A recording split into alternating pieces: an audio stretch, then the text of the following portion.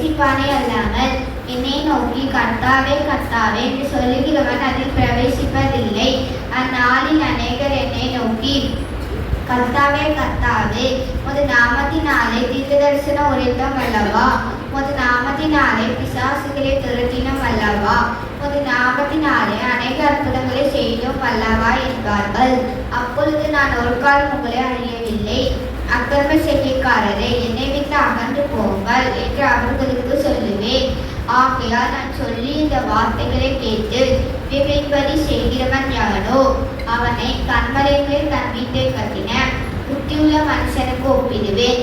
பெருமழை செறிந்து பெருவெள்ளம் வந்து காற்றடித்து அந்த வீட்டின் மேல் மோதியும் அது விழவில்லை, ஏனென்றால் அது கண்மலையின் மேல் அஸ்திபாரம் தொடர்பட்டு இருந்தது. நான் சொல்லி இந்த வார்த்தைகளை கேட்டு இவைகளின்படி செய்யாதிருக்கிறவன் எவனோ அவன் தன் வீட்டை மணலின் மேல் கட்டின புத்தியில்லாத மனுஷனுக்கு ஒப்பிடப்படுவான். பெருமழை செறிந்து பெருவெள்ளம் வந்து காற்றடித்து அது வீட்டின் மேல் மோதின போது அது விழுந்தது, விழுந்து முழுவதும் அழிந்தது.